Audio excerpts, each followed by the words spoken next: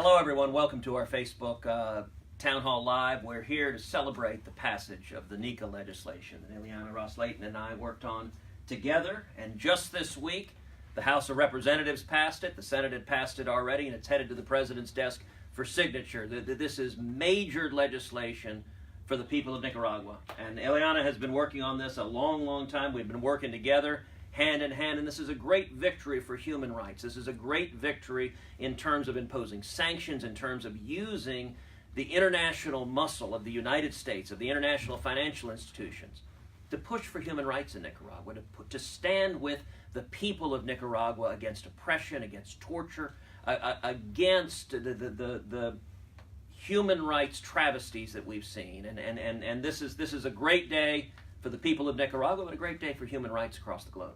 Well, Ted, I want to thank you, Senator, because I want the viewers to know we could not have passed this bill without the tenacity, the spirit of perseverance of Senator Ted Cruz. He took this bill up and he said, that's it, we're going to pass it, because I had passed it a few times in the House, but until Ted came to the rescue. I think if you open up that shirt, it says S for Superman. And you're so right when you characterize this bill as a bill in favor of international human values that we all treasure. American values, and they should be the values respected in Nicaragua.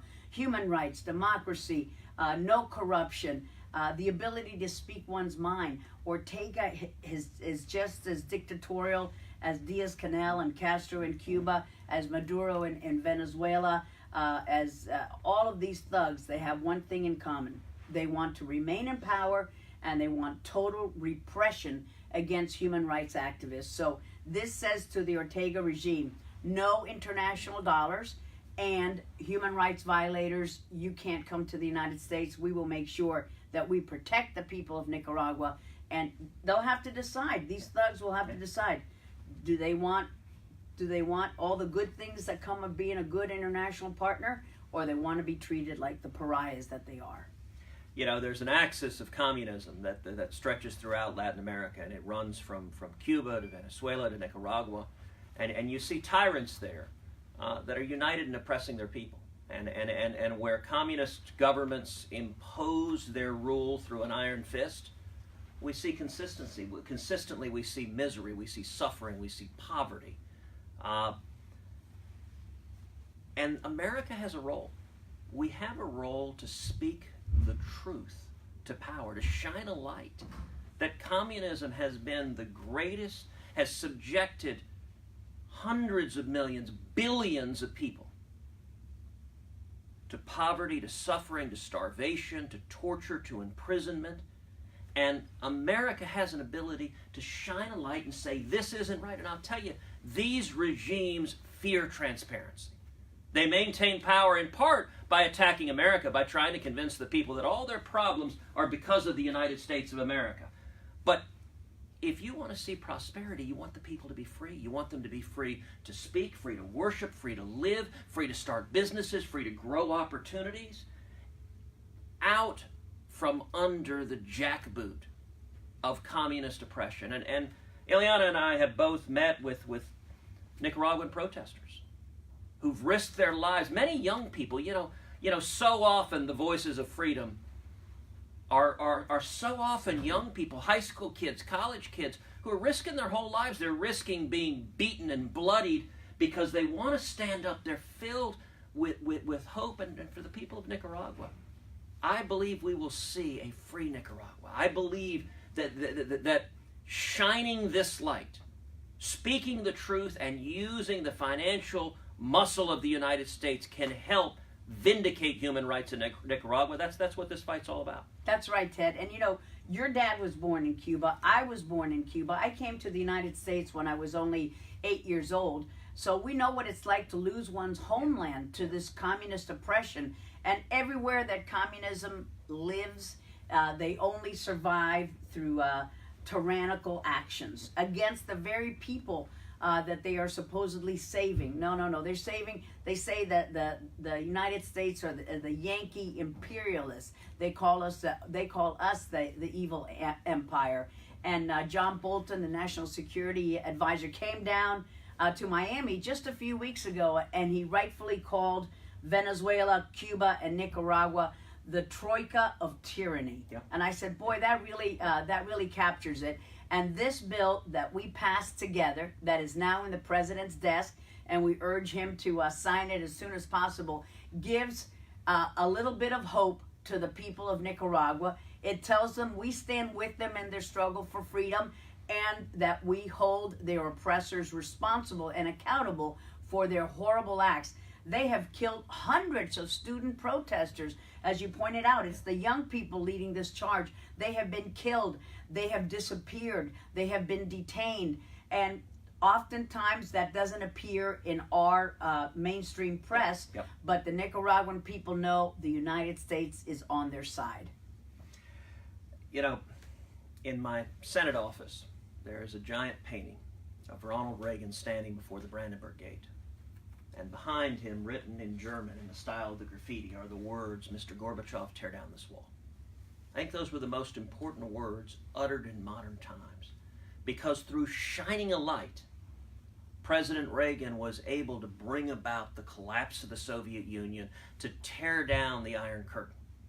And you know, the backstory behind that speech is a fascinating speech. That speech, 3 times, the U.S. State Department edited those nixed words. it out, yeah. And right. they crossed it out, and they said, the State Department said, "Mr. President, this is provocative. This is unnecessarily hostile and belligerent." And even more, they said, "This is unrealistic. Mr. President, the Berlin Wall will never come down." And Reagan 3 times, with his own hand, wrote those words back in. And he said, with a twinkle in his eye, he said, "You don't understand. This is the whole point of the speech." And just like the Soviet Union, when the American president shined a light, that precipitated, just a couple of years later, the collapse of that communist oppression. The same is true with Nicaragua. The Ortega regime does not want you to know about their oppression, their murder, their torture, and they certainly don't want you to know about the misery and poverty that their failed communist system has brought about. Absolutely, and those same people who wanted to nix those phrases, they probably would have told Ambassador Bolton, "Troika of tyranny." Oh my gosh, that's provocative too. But President Reagan had what Natan Sharansky, the Jewish refusenik from the old Soviet Union, called moral clarity. And he explains it in his brilliant book with Ambassador Ron Dermer, "The Case for Democracy." And he said, you know, when I was in that Soviet dungeon and we heard the president use those words, Yep. we Yep. just tapped to each other. Someone understands us. And that's the hope in a very smaller way. We're no way comparing ourselves to Ronald Reagan or Natan Sharansky. But this bill, what this bill does is to give that moral clarity and to give that ray of hope to the long-suffering people of Nicaragua. And I'm very optimistic this will bring forth some changes and hold these thugs accountable. Well, and let me say finally, Ileana served, how many years have you served in the House? Oh, ay Dios mío, 29 years. 29 years. She has been a lion, standing up to communist dictators, standing up to oppression, standing up with a ferocity that is unmatched. Now, Ileana is stepping down, and I'll tell you, I, for one, and a lot of us are mourning. You're moving on to the next chapter. Now, we know you're going to be a big part of the fight, just from a different vantage right. point. But this bill passing is a wonderful capstone and celebration. It really is. To So 3 happy. decades of leadership and fighting for freedom. I'm proud to have worked hand in hand with you. Gracias, and amigo. Congratulations. Bueno, yo estoy muy orgullosa de esta acción que hemos tomado. Mi gran amigo Ted Cruz, una persona que conoce bien lo que es el comunismo, lo que es libertad y lo que es la libre expresión. Y eso es lo que nosotros le estamos ofreciendo al pueblo de Nicaragua, y un castigo fuerte a los regímenes peligrosos como el de Ortega en Nicaragua, como Maduro en Venezuela, como Díaz-Canel y Castro en Cuba. Esperanza para el pueblo y castigo para los opresores. Un honor para mí decir que Ted Cruz es mi amigo. I love you, Ted. Igualmente. Cariños.